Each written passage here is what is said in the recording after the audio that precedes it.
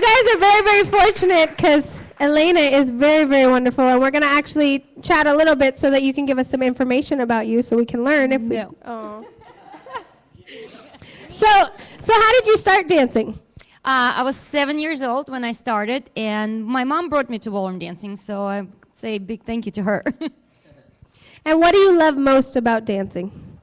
The passion, I guess. It's something that's inside of you. You can't explain why you dance it. You dance because you must.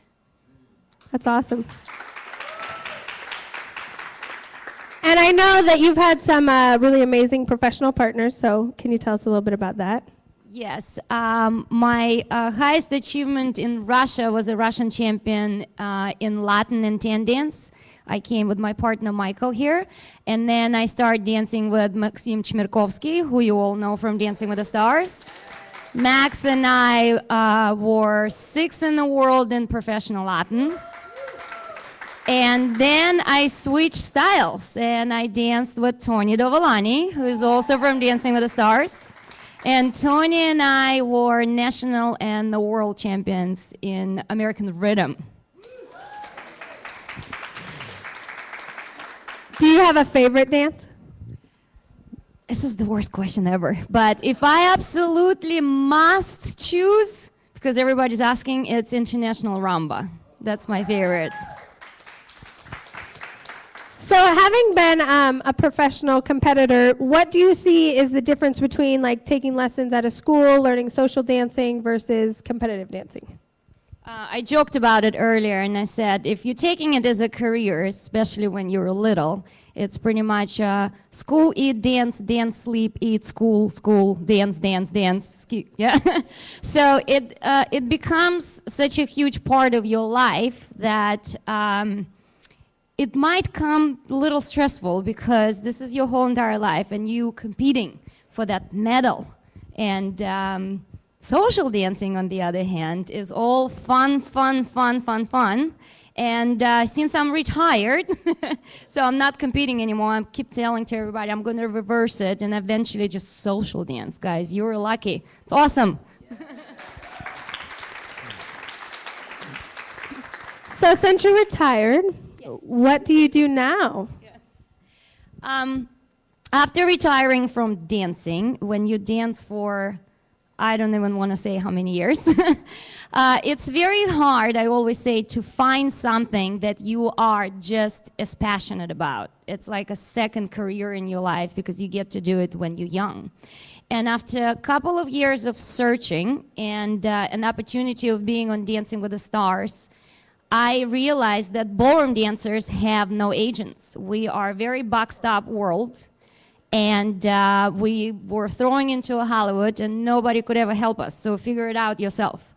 So I decided, because dancing is my passion number one, and I'm not dancing anymore, I'm gonna help the other people to advance their careers, and I opened the agency, talent agency for ballroom dancers, and creating more opportunities for jobs and even an opportunity to get on Dancing with the Stars. I'm sure you all watch it, and the new troupe kids, Oksana and Kiki, are represented by my agency, so they got there because I were able to create the auditions for them, and that's what I do now. Very nice. So does anybody have any questions for Elena? It's open forum. No? You guys don't want to know about all the hot guys and what it was like? Yes. Where did you get those hot shoes? Very easy, Steve Maiden. Very nice. Anybody else?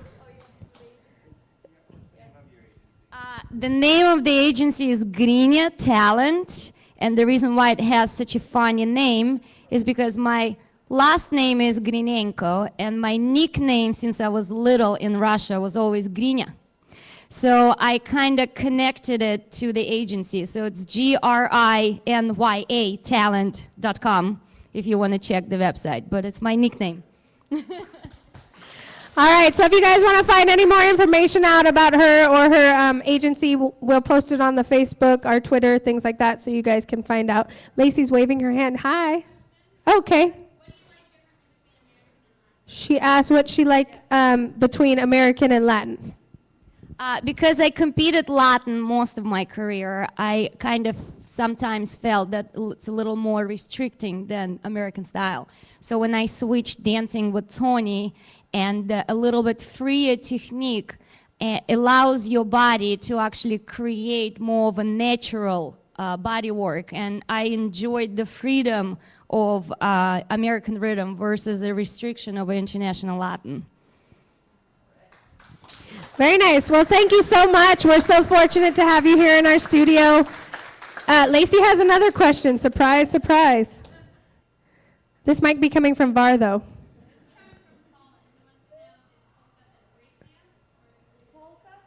Is polka the greatest dance? Polka.